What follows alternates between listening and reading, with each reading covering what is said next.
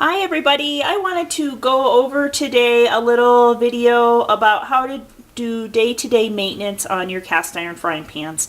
I posted previously about how to rehabilitate your pan if it had some rust in it, but now I just kind of want to go over how to clean your pan day to day after you've used it to fry an egg or make dinner. So my pan's clean right now. Sorry, it's not dirty, so I can't really show you, but I'll kind of show you the process that you can clean your pan. I use soap on mine occasionally.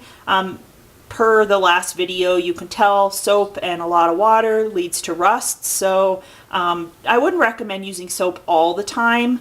In between, when they're not very dirty, there's a really simple way to clean your cast iron with salt and lemon. So what I do is take a little bit of kosher salt, that's what's in this little cup, pour it in the pan like that. You don't need very much. Basically, this is going to act as an abrasive to kind of clean the pan. And if it's not very dirty, you can just take a piece of paper towel and wet it a little bit and just scrub it around like this and get the pan clean.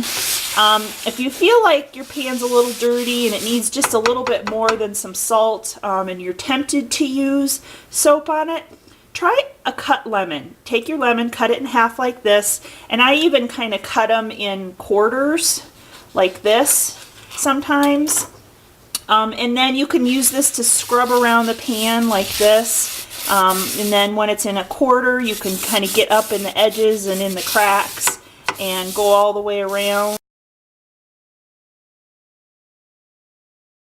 Make sure you get all the salt underneath your lemon. Now you've got it all nice and clean. Rinse it out. Don't dry it. Leave it wet.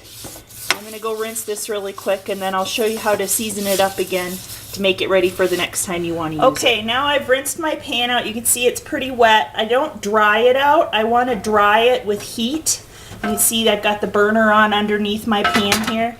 And I'm going to let the cast iron heat up and evaporate the water out of here so that I have a dry but hot pan. And you can also see I have right here my little bitty trusty can of Crisco.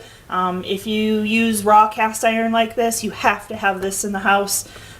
Some people use like Pam's pan spray or olive oil on theirs. I've tried that and I find nothing really penetrates as well or does as well as Crisco. So even it comes in these little bitty cans. You can just keep this on the shelf, and it's good for seasoning your cast iron. It's also really good for frying pork chops, but you know, we're not supposed to do that anymore.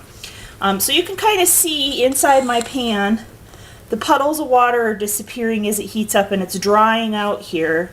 And so we're just kind of wait until all the water droplets are almost evaporated. I'm going to take my paper towel here and dip it into my Crisco a little bit. So we're going to kind of just put a little Crisco on our, not too much, you know, maybe a teaspoon of Crisco on our paper towel here. And then as the water disappears, just wait a second, kind of see it disappearing around the edges first. With the gas stove, the edges of the pan will get hot before the center. See a little bit of salt residue on there. I should have probably rinsed this a little bit better, but we'll be okay. So now that the bubbles are just about gone, they're gone, I'm going to cut the heat, and then I'm going to take my shortening on my paper towel and I'm going to wipe it all around my pan, inside, getting the edges really good. Around the edges. Don't forget the bottom. We learned that in my last video. Sometimes the bottom will rust out because it's been wet. Right around the edges here. Make sure you get it all rubbed in really good. If you need to, get a little bit more. Your pan's still plenty hot to melt it. So now go all the way around and we have a nice warm seasoned pan. Let it cool down and put it away. So there you go. That's how to do day-to-day care on your frying pan after you wash it. If you have any questions, please post a contact form or something on our Facebook page, and we'd love to see you on the blog. Bye-bye.